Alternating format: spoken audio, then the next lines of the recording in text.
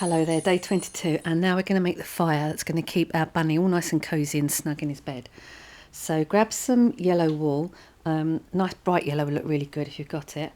And the trick with this is to keep this really, really thin. So we want the light to be able to shine through this.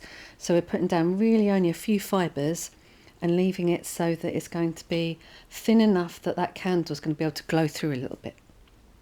So I've laid down a little bit and I'm just starting to poke it all over. Now it feels like not much is happening when you're doing this. You've got so little fibre that the needle's catching hold of that it takes a little while to bind these fibres together. So make sure you keep lifting it off the mat as well so it doesn't stick. And I'm just going to fill in just a few of these spaces where there's slightly bigger gaps, but still being very careful. I really don't want a thick layer here.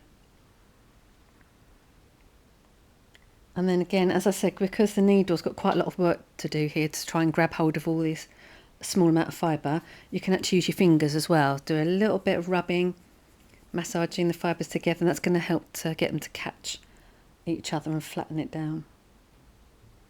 So a bit of poking, a little bit of rubbing,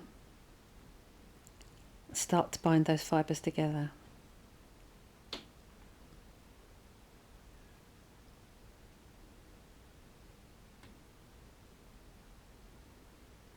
Now if you've only got yellow, that's absolutely fine, but if you've got a little bit of orange or perhaps just a darker yellow, you can add a little bit more onto this to make the colour look even more interesting.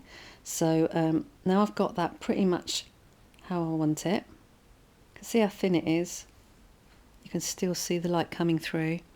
I'm going to add a little bit of orange, so I'm just grabbing a few fibres, and again not much, just spreading it out so it looks like there's a little bit of a orange tinge to this flame coming up from the bottom.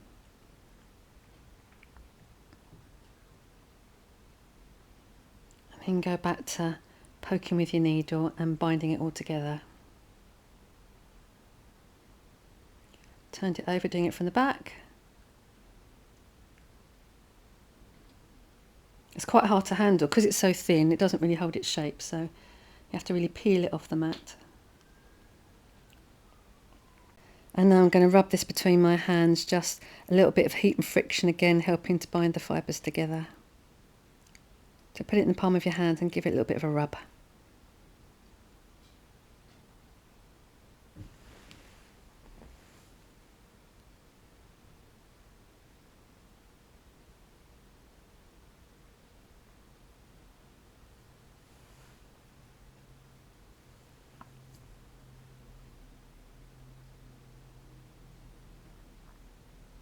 Okay, this looks ready to go. It's kind of holding its shape. There we are. Right, so now we're going to attach this onto the fire that we've already made. So this piece is you're going to curve it round and it will join at the back. Like this, it's going to sit on top of where the candle flame is.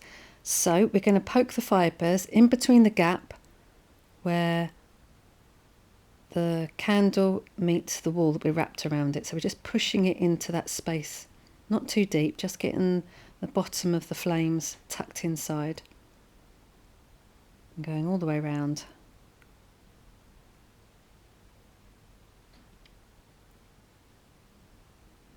And then just work your way all around that candle until you meet the other end.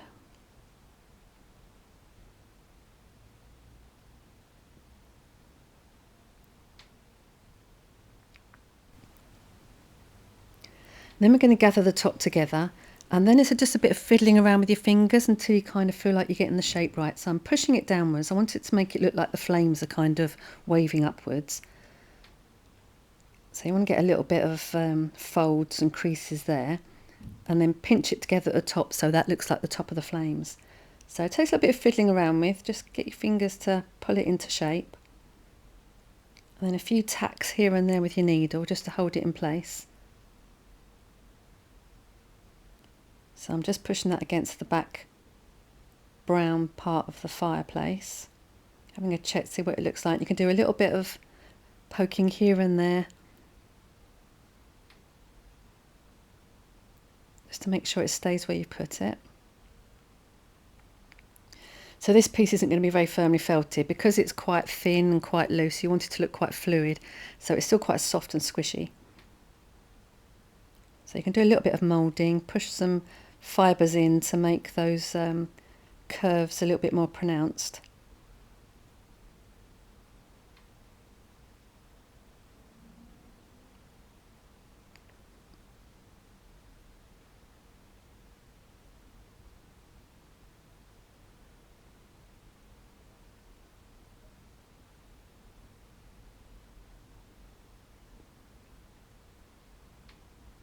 I'm just teasing out a little bit at the top so that the flame looks like it's coming right at the top of the fire. And a little bit more poking here and there just to make sure it stays in place. And then we're going to turn the lights down and see if it works. That looks good. The shape looks okay to me. So we'll turn the lights down and you'll be able to see the effect you get. So if you've kept it thin enough, you should be able to see the light shining through. If you haven't, you can pull some of the fibres apart a little bit to make a little bit of space here and there so the light shines. But you should be able to see it glowing like that. So if you're not sure your fire's been fixed in too firmly at the bottom, you can just pop out the candle and just go around that bottom bit there of the flame just to make sure it's attached to the fire down here properly. And then you just slide the candle back inside. And there we are, it's ready to go. Right, so that's the next stage of the fire done, and come back tomorrow and we'll finish off the last bit.